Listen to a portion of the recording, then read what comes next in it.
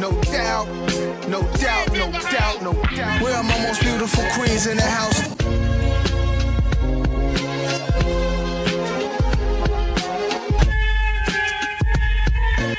Where are my most beautiful queens in the house? Hey everybody, it's your girl Jamila. Welcome to the Queen's Address. Welcome into the Queendom. Today is a very, very special day. I have a very, very special guest. This brother is a producer, a visionary, a master storyteller, Harlem's own Markuann Smith. How you doing, Markuann? I'm good. Thank you for inviting me to the Queendom. Yes, sir. Yes, sir. Thank you. I mean, first of all, I know you Harlem, so I'm enjoying the outfit. I know you guys in Harlem are very intentional about how you present when you go out, so I love this outfit. I think, colors. Yeah. You can't be scared to color outside the lines, right? Ever. Just because you color outside the lines, that doesn't mean the picture isn't beautiful, Come on now. I'm good with it. I've always loved colors growing up, the pastels, wintertime, the dark colors, so, yeah. Yeah, no, you did it well. This is a good outfit. I appreciate that. Thank you so much for being here today, and I just really want to get right on into it. I'm so excited to talk to you today. And so, Markuann, you've not only created, but also executive produced one of the most compelling series of our time, The Godfather of Harlem, okay? Yeah. So can you walk me through the beginning of this project from start to now? Well, it started for me almost 21, 22 years ago as of now. Mm-hmm. Took 18 years to conceive. Mm-hmm. I started off with my godmother. She lives in these affluent buildings in the 60s. They were called Lenox Terrace, or on Lenox Avenue, right? Oh, wow. And every Sunday since 1999, I used to go to her apartment, and she would tell me these magical stories about Harlem. Mm. She'd be like, baby, bring me some beef tongue, rye bread and mustard, and I would bring it to her, and we would sit in her apartment, and she would just talk. She would tell me how she used to walk out of a tenement building and smell fresh laundry hanging out the window. Wow. Or walk past 125th Street, look up, see James Brown's name on the marquee of the Apollo. Mm. Or walk past Sugar Ray Robinson's shop. She may see the pink Cadillac sitting outside. Look inside, you may see Nat King Cole or hear Sam Cooke's voice coming out of a transistor radio. Wow. But she also told me how African Americans migrated from the South trying to escape Bull Connor's water hoses and his dogs. Mm. Regardless if you went to Newark, you went to Philly, you went to D.C., or even Harlem, racism was still prevalent. Right. It was one of the most tumultuous times in the 60s. Right. Simple things like going to a store to purchase a hat. Mm. The store owner may say, you need to put a shower cap on your head because you're black. Or a father of 5 worked all week, wants to take his family out for a steak dinner. Mm. The owner may say, you know what, you can't patronize with the rest of the patrons, but you got to take this to go. Mm. So, these stories really played a part of me and a part of my soul. And she also used to tell me about her grandfather. Mm. His name is Ellsworth Raymond Johnson. Mm. The streets know him as Bumpy Johnson. Mm-hmm. He came up from Charleston, South Carolina. He was a Geechee Gullah. And for your audience, what a Geechee Gullah means, they were basically slaves that had no masters. That's right. They were on the coast of Charleston, South Carolina, and the Europeans couldn't take, because it's by the paddy field, by the rice paddies, right? Mm-hmm. They couldn't take the mosquitoes and the malaria or whatever, and they moved further up north and left them to govern themselves. Mm-hmm. So Bumpy didn't just come to Harlem to become a gangster. Mm-hmm. He actually came to Harlem to become an attorney, like Malcolm X. Mm-hmm. So he left the South looking for a better way. Mm-hmm.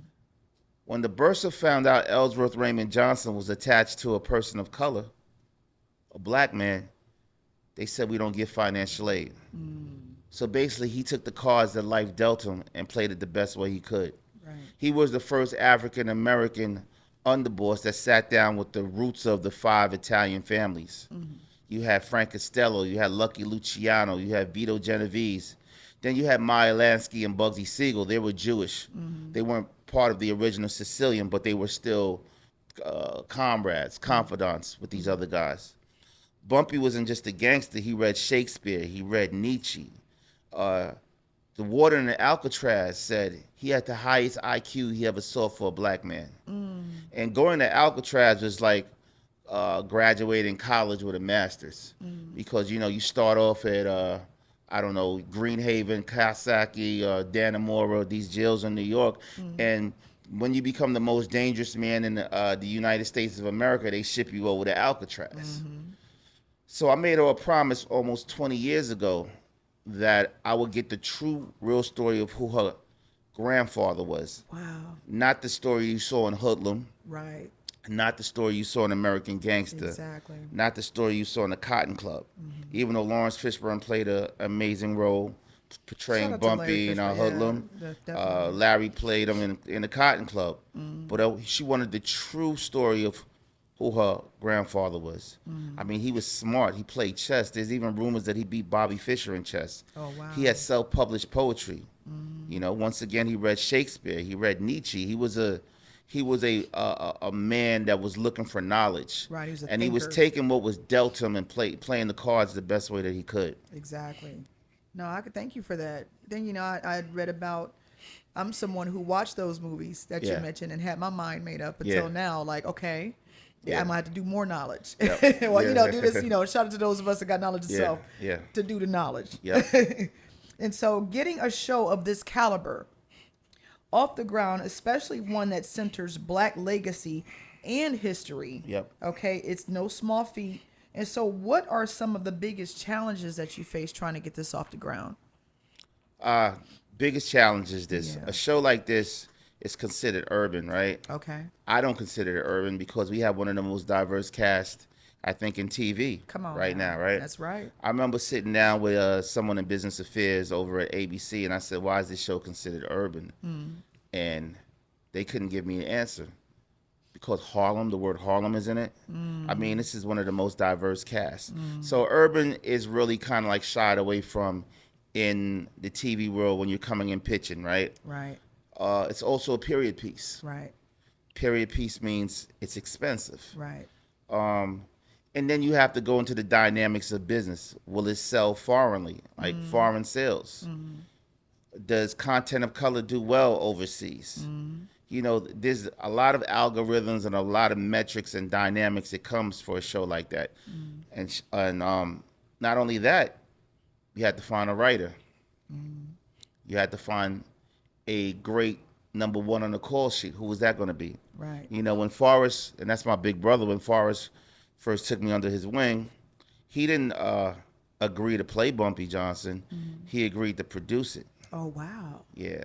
So because as an actor myself, why would I agree to play something I really don't know too much about? Right. So I went to the Schomburg Museum and I did a lot of research. I mean, there's not that many articles on Bumpy Johnson, but there was a lot of stuff like maybe in Jet Magazine and the social section, or Ebony Magazine, or little interviews here, dived into the microfilm, gotten as much as I could. I consider it like I'm going to Whole Foods shopping.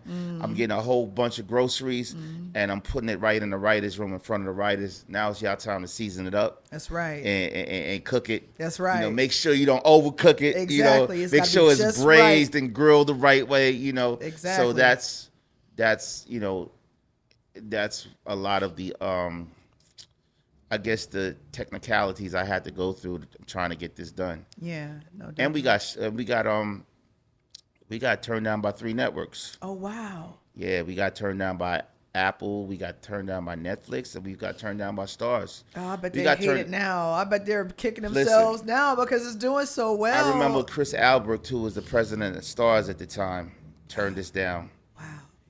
And Ari Emanuel, shout out to Ari Emanuel, the president of WME at the time, walked us right back in. And this was a show that I had a whole village behind me, right? I had Pat Moran, who was the president of ABC Signature. I had Tracy Underwood, a good friend of mine, who's a phenomenal producer. I had Nina Yang Bon Jovi, Forrest Whitaker's producing partner. Forrest is sitting right next to me, boots tied up, ready to go. Chris Brancato, who was a co-creator of Narcos. My partner, Jim Atchison. We were all a family.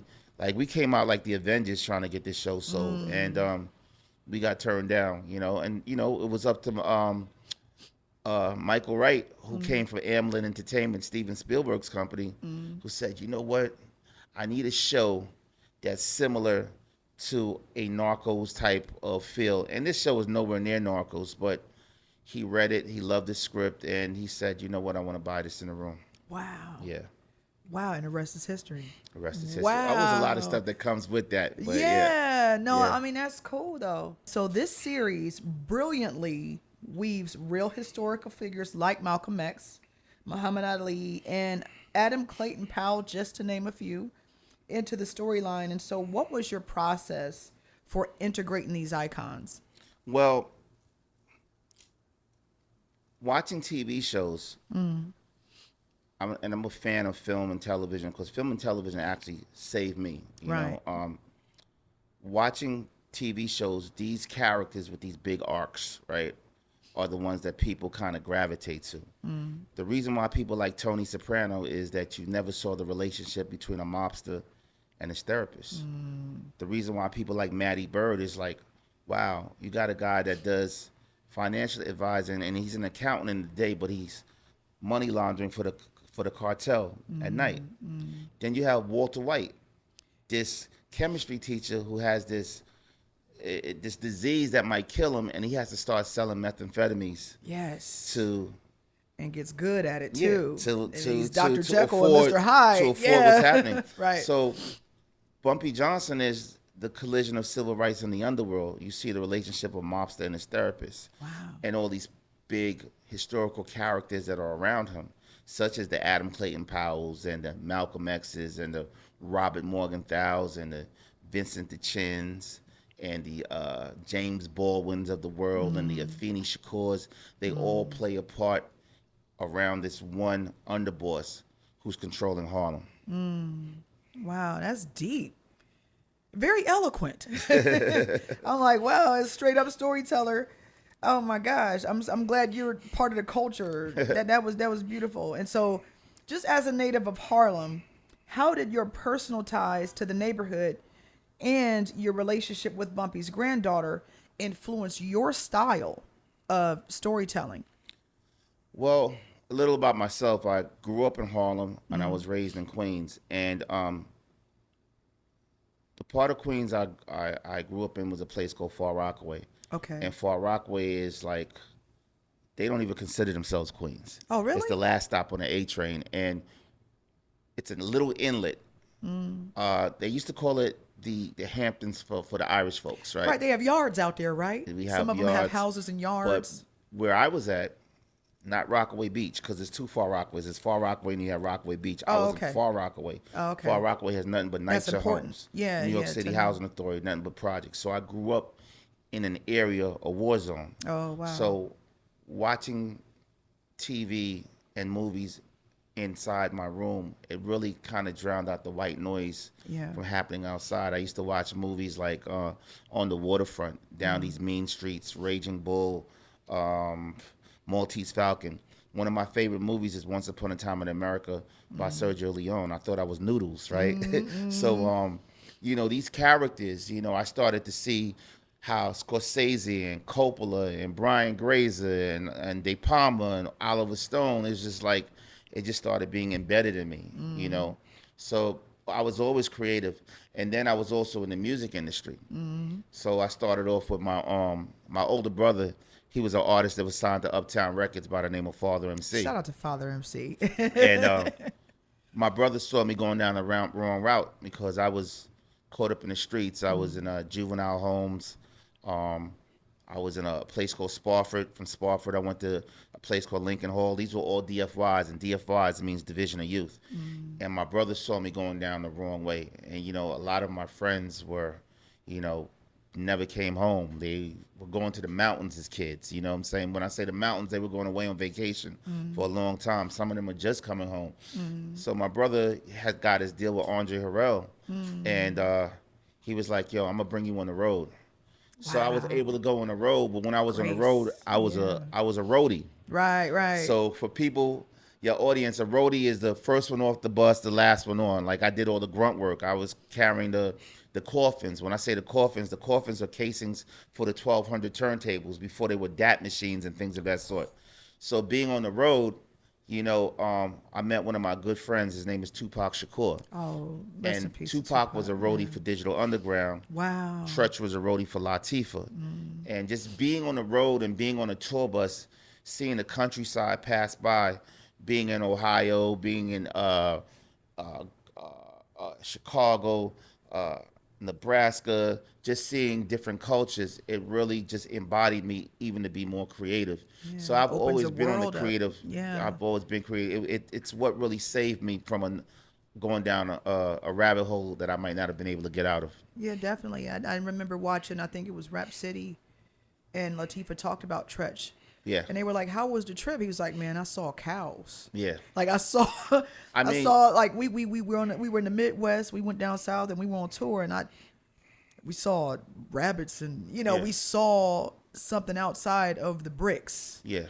And crackheads and no, absolutely. Homelessness and poverty, and he was quiet for a while when they got back off tour. And yeah, I mean what he's saying is true. I mean, I used to sit on the bus. Shout out to George Harrell. He was our road manager. He turned me on to the Shy Lights and the Delphonics and the Stylistics and Blue Magic. And I was just I was the youngest person on the road, but I had an old soul, and I would just listen to these songs. Just absorb all of it. Hurry up this way. Hey. You know what I'm saying? Yeah, that's when they would sing. They wanted their woman back in the day. So I used to really just understand and just want to focus, because myself and Pac, we used to talk all the time, and we'd be like, we just two brown boys that just wanted to create, man. Regardless to see yourself on TV, on film, hear yourself on the radio, we just wanted to leave our fingerprints in time. Man, that's dope. That's deep. Yeah, man. So, and just gonna switch gears, talk about your career for a second.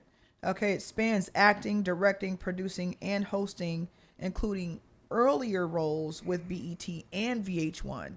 Okay, and so how have those experiences prepared you for everything that you're doing now? Because you got a lot going on right now. Well, I started working at BET in the year 2000. And BET, it was a love-hate relationship for me, right? Okay. Because I was in a creative place, but I didn't feel I was appreciated being creative, if that makes sense, right? Yeah. And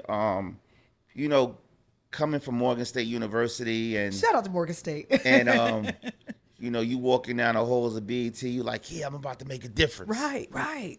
When they already had their difference already made, right? So I was there for 16 years in a cubicle. Big shout out to Tuma Basa and Kelly G. I was working in the music department, but I wasn't really happy with what I was doing. Yeah. Because you didn't believe in it. You can't have a caged bird but for so long, right? Yeah. And I loved the people. I loved the atmosphere, but I wasn't happy with the environment. Yeah. For say, right? Yeah. So working at BET was something that was like a training ground for me. Wow, like a stomping ground. And I started doing hosting at VH1, little vignettes. I was on a show called Let's Talk About Pep. I played a love interest for a girl by the name of Kitty. One of Pep's homegirls at the time. They wanted to do a show around me. They got to Michael Hershon. After that, I started hosting allhiphop.com with Chuck Creekmore. Yeah. And I just wanted to just be creative and just stay where I was at, being creative, regardless if it was in front of the camera or behind the camera. Yes, and you've been pushing culture forward for a while. Yeah.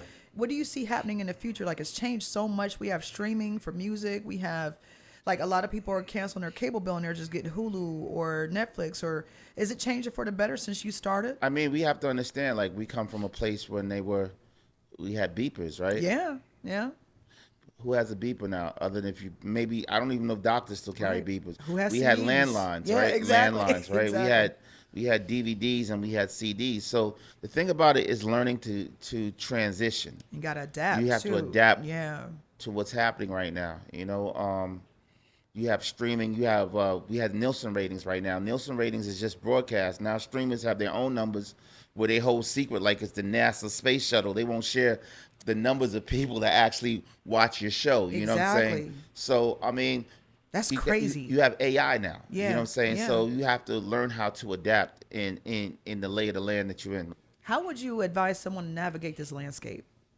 Well, it's a lot of times people ask me how do I become a film director? How do I become a writer? I go back to the basics. I go to Barnes and Nobles. I get Filmmaker for Dummies. Oh, wow. Script writing for dummies. Wow, yeah. You know, learn the new technology. Don't get scared of the technology. I mean, AI has always been around, right? Yeah, yeah. The reason why AI is really talked about right now because it's affecting your bottom line. Right, it is. We had cruise control in cars. That's part of AI. When I'm on Delta flying and the pilot is not flying anymore and he's just letting it, that's still some form of AI. So I think it's just working with the technology, learning the technology, and not being scared of the technology. You know, we just came off of 2 big strikes, and AI played a big part of the strike with the writers room, the WGA. And then you have SAG, which AI played a big part. These are all technologies that we have to learn how to adapt to, Right. and be able to take control of it, because we control that. That's right. AI doesn't control us. We program that, right? Exactly. If I sit down with ChatGPT and I say, write me a story about a kid growing up in the South Bronx who wrote graffiti in the 1980s and put burnt buildings around me, that's what's going to spit it out, because it's coming from me. Exactly. So we have to learn how to adapt and control it. Absolutely. You got to learn how to use it or you get left behind. Yep. You know. And so I wanted to go back to, you talked a little bit about Father MC. Yep. And just your roots in hip hop culture. You talked a little bit about being a roadie. Now, I wanted to ask you, because I heard from a brother from Brooklyn yesterday that every brother from New York has at least 16 bars. Is this true? No. That's not true. You don't have 16, but you used to make beats? I mean, no, I was actually signed to Whitney Houston's label. Oh, yeah? Yeah, she had a company called, she had a label called A Better Place Records. Oh, wow. The company was called Nippy Inc. It was under Sylvia Rowan and Merlin Bob at Electra, right? Maybe that brother said everybody from New York has 16 bars. He said every black man. Every black man has 16 bars. But I mean, I used to rap. I just don't remember none of them. Yeah, you know what I'm So saying? you For real. had, yeah. I mean, that was the thing at the time, because it's the mecca of hip hop. You wanted to either rap or you wanted to play basketball. I mean, I used to hoop, right? Yeah. So hooping, and I'll use this as an example. I play ball against cats from D.C. Okay. They got the meanest jump shots, cats from D.C., right? While New York cats, we on the cement. We on the blacktop. We dribbling. Right. So, It's but it's just the art of the game. You know what I'm saying? Right. And hip-hop is like that, too. You may have your gangster rap, right? You may have your backpack rap, right? Right. You may have your conscious rap. You know what I'm saying? So, you may have your love rap. You know what I'm saying? So it's just an art form for everybody. Yeah. No, I can appreciate it. I'm a hip hop head, so I had to ask, because if you had something, I was going to beatbox for you. I was trying, and I was going to try and get you to freestyle. That's why I kind of had to curve that You're like, a little. I had to curve that a little. It's all good. I'll get you next time. But I wanted to ask you might have about me looking like Kumo D on camera, yeah. like this. Wild Wild West. Well, I beatbox. My cousin is Jay Ross. He just had an album out with Talib Kweli. Oh, wow. So I love to beatbox. I love graffiti. I love the culture. My favorite movie is Beat Street. So Beat Street or Crush Groove? Beat Street. The king Over of the Crush beat. Groove. I see you rocking that. Listen. Over Crush Groove. I used to. What about Wild Style? I wanted to be Sheila E. It's part of the reason why my hair is blonde. Sheila E. was so cold and she could play the drums. So for Crush Groove, Sheila E. I love Blair Underwood. I love Crush Groove, but it's Beat Street. I used to want to take Lee to prom. Well, I'm like, if I went to prom with Lee, I would probably turn the place out. But I was a little kid when it came out. So I like I definitely like Wild Style. Wild Style, Beat Street, Crush Classic. Groove. I'm a person of, I love the culture. Yeah. I could tell. Yep. I could see it in your eyes. Yeah, And so I have a quote from you. As a matter of fact, you've said there are no bunk beds in the graveyard. And I thought this was so deep. What does that philosophy mean to you now that you've achieved so much in your career? Well, it all starts off if that quote means a lot to me, because everybody wants success, right? Yes. But does everybody want to eat tuna fish sandwiches? Yeah. Can you sleep on the floor when you can't afford a 5-star hotel? Sacrifice. Can you say, hey, you got to hook up with buddy passes because I got a meeting at Netflix on Monday morning and I can't afford a regular flight and I got to be out Sunday, right? Man. So people want success. People want to dream. You know, me, I decided to chase my passion and not my pension. Come on now. You know, people chase pensions every day. People wake up doing what they want to do, not what they have to do. You know what I'm saying? That's what you want to do. You want to wake up doing what you want to do, not what you have to do, right? People wake up Sunday morning dreading to go to work Monday and be on that hamster wheel, right? Yeah. So when I say there's no bunk beds in the graveyard, I'm saying that you only got one life. You only got one opportunity. If you were playing Pac-Man and that red ghost bit your ass, that's it. It's no other. It's no other man, right? Right. So no bunk beds in the graveyard means to me, if the Grim Reaper calls me tonight and says it's your time to go, I can't call you up and say, yo, guess who gave me a call? Right. You're going to be like, nah, it's your time to go, not my time to go, meaning you leaving by yourself. Wow. So if you knock on opportunity's door and it doesn't open for you, guess what? Go to Home Depot, buy some lumber and build your own door. Create your own lane, you know, write your own script. Never give somebody else a pen to write your script. You know, so that's my motivation for saying there's no bunk beds in the graveyard. Wow. I'm just sitting here like you telling all my business right now. But I think that young creatives and creatives in general could appreciate that because it does get tough. Yeah. And you might have to take on an extra job. You might have to open up another credit card. You might have to, you know. I was always a person that didn't have a plan B because I believed if you had a plan B, you were planning for your plan A to fail. So why have a plan B? Why say, well, if this doesn't work, I'm going to do this? That doesn't make sense to me. You have one opportunity. You have one life. There's no do-overs. So why do I need a plan B?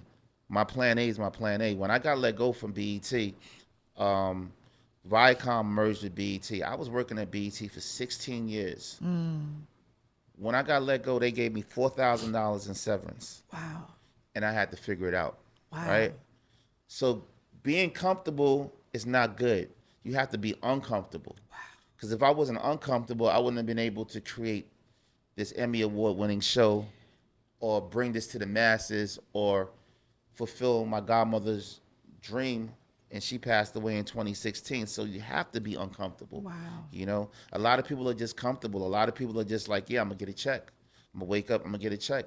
But that company, you're building their dreams. You're not building yours. You're not building yours. Wow. Wow. Oh, that really hit home. I'm sorry.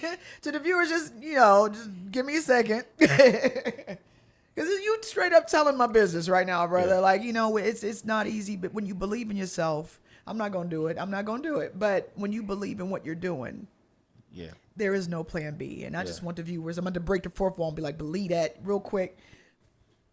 It's kind of harsh, but I'm going to tell you, nobody owes you shit. There you go. Right?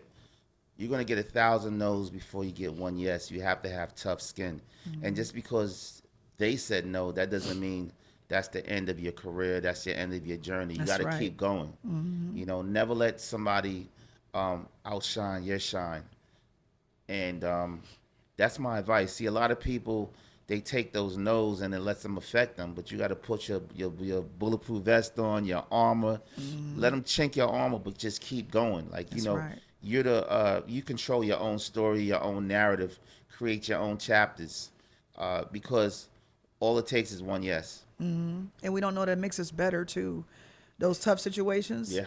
It makes us. It makes the journey. It makes the journey even interesting because when you walk into these rooms and you're pitching a TV series. Yeah.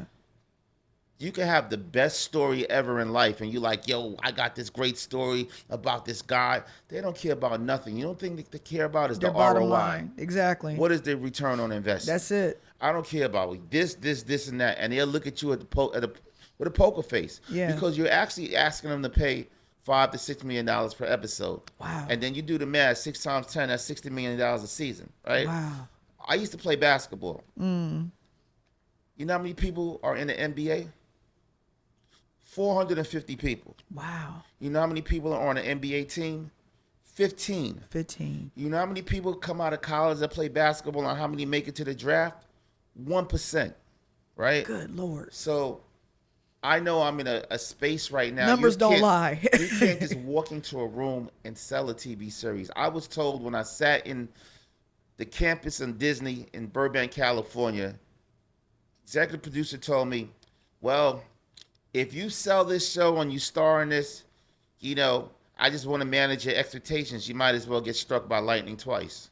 Wow. But guess what? I got struck by lightning twice. Wow. And I still deal with nepotism. I still deal with narcissism. I had to audition for my own show.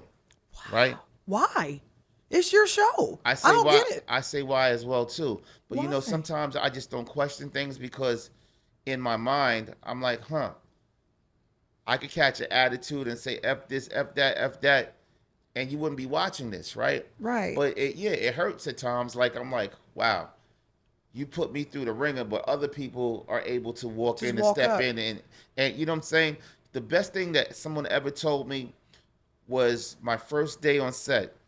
A Teamster walked up to me and said, hey, Markuann, can I talk to you for a minute? Mm. I said, what's up, bro? Mm. He said, thank you for never giving up, because you never giving up allowed me to feed my family for the next 6 months. Wow. So that's... You put him in position. Inspires me. Yeah. You know, yeah. I know how much the networks make.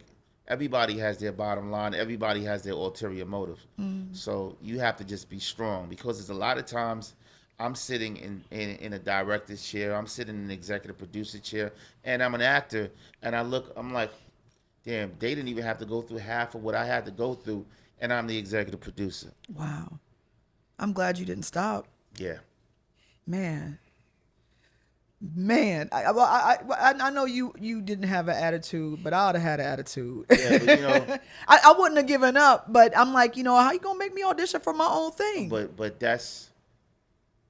Is it like hazing? Like, that don't seem right. That seems wrong. That's a lot of hazing. That's a lot of nepotism. That's a lot of narcissism. Yeah. And we deal with that every day, right? Wow. So I have to, like, you know, your husband said I have to turn lemonades into pink lemonade. There you go. Know? So there you go. That's what you got it's the about. pink on today. That, you know, the low heads. You know what up? You know what I'm saying? And so it's dope. Make it some lemonade. You know what I'm saying? And so, what is next for Markuann Smith? Oh man, the world. I have a couple of projects I'm dealing with right now that I'm working on. Just creating magical stories. I have a movie coming out actually in August. Okay. I did it with Lou Gossett Jr. before he passed away. Called rest Sin. in peace to Lou Gossett. It's like a psychological thriller. Wow. I have two amazing projects I'm working on. One is another period piece. Okay. Dealing with Washington, D.C. from 85 to 90 and all the juxtaposition and dramatics that was happening during that time. I have another story I'm working on about the relationship of female athletes. Okay. So just creating content, sitting down with other creators, you know, not about heavy lifting anymore. Right. I mean, I want the people I deal with to have things so close that we could push it down to the goal line, you know? Right. And just trying to keep influencing the culture. Yeah, no, we appreciate everything you've done for the culture and are doing for the culture. And we have one more question. It's okay. So I have a couple questions. First of all, what does close look like? When you say close to the goal line, what does that look like? Close to the goal line means to me that if you're developing a project, you have a deck put together, you have a beat sheet, a first draft, you have the talent attached to it, maybe, or you have a strong writer attached to it. It's really, you know, it's really no more TV stars to me. It's all about the writing. You know, right. a writer that has the knowledge and has the credentials and the resume to walk into a room. You know, a lot of people come to you with projects that aren't even done or even flushed out, and they expect you to do the heavy lifting. They want to attach you to the project, but they haven't done the heavy lifting themselves. Yeah. So that's what I mean, close to the goal line, meaning the fact that I could sit down at Netflix, Amazon, HBO Max, wherever, and say, this is the package is ready to go. They attach me to it. Let's go. What was it like partnering with Swiss Beats for Godfather of Harlem? Swiss is amazing. I mean, Swiss, to me, it was a no-brainer. I mean, my other producers, they aren't really with the hip-hop culture. They didn't know too much about the culture. You know, one of my producers didn't even know who DMX was at the time. But that's disappointing. To me, but it's reality, right? Yeah, I'm gonna tell you, the reality is if you're sitting outside and you saw a Japanese billionaire walk past you, would you know he's a Japanese billionaire? No. Where someone who's Asian might be like, go crazy. Oh, that's such and such. It's because I mean, I don't know all the K-pop guys. a lot of people don't know our culture like that. We think we do, right? Right. That's like, you know, because they're great to us. That's like trying to pitch a story and say, yo, let me do this story about this person and that person. And you walk into a room and you don't know the audience in your room, and they don't know who you're talking about. Right? It's so much easier for me to sell a story about Al Capone 6 times or 7 times than going and trying to sell a story about Bumpy Johnson, because that's not the culture. Right. That's a certain part of the culture, right? I had a discussion with a friend of mine's, and my show gets about 49% African American viewership. And I asked him, I said, would you rather your show have 40% American viewership, like maybe a Power or a BMF? He said, no, I want it for the culture. I want the 80%. I was like, that's why you're thinking wrong. 49% means everybody is watching it. Right. That means little Ray Ray in Oklahoma knows my show. Exactly. That means John in Nebraska knows my show. Terry in Maryland knows my show. You feel what I'm saying? Yeah. So you want the show to be for everybody. And when I created Godfather of Harlem, I wanted it to be an experience like watching the Cosby Show, where everybody sat down in their living room and watched it as a family, as a unit. That's so right. bringing in Swiss, he was able to bring that contemporary music in, like the Scar Lips and the Benny the Butchers and the ASAP Fergs and the HERs, so we could bring a younger audience in, but we still could hear the Shy Lights or Martha and the Vandellas and the Temptations, so everybody can experience this wonderful story without it being separated. I want to know if he has any plans for a studio to be able to produce. like what Tyler Perry has done. I am absolutely looking to get a first look deal or overall deal right now, so I can be able to curate content without having to snipe. You know, I put myself in the Issa Rae, Lena Waithe category as being a multi-hyphenate creator that can act as well as create content. So I'm definitely looking to partner up with a studio right now. Right. You know, to be able to curate content that makes sense, not just our content, but good content. You know, you don't want to be a black actor or a black director. You want to be a good director. Absolutely. And a good actor that happens to be black, or a director that happens to be black that can bring great content for everybody to enjoy. Exactly. Do you have a location in mind? Anywhere that makes sense, whether it's in it's an exodus. People are leaving LA right now. You know, I used to live in saw LA. that on the news. So regardless if it's LA, New York, Atlanta, I just want to have a home that understands, and we can be able to create good content together. Absolutely. Well, we'll be looking forward to that. And From our brand partners, Carpe. yeah. Oh wow, look at And this. so we wanted to give you some I'ma fuck gifts. your head up. Yeah. Oh my goodness. Can we get a close up on that? Yeah. Can we get a close up? They're gonna die. Oh my gosh. Can I? Yeah. This is it. Yeah. Look at that. And so we're gonna close up at Carpe. These are gifts from our brand partners. Look at that. Oh, yeah. Is it? You got this to both shots? They're gonna die when they see this. Oh wow. Oh, that's.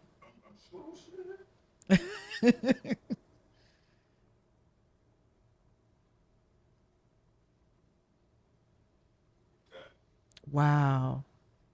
Shout out to Greg Cooper, to Litha, the whole crew. We're putting this merch into the hands of the greats of the culture. That's my favorite saying, Carpe Diem. Carpe diem. Seize the day.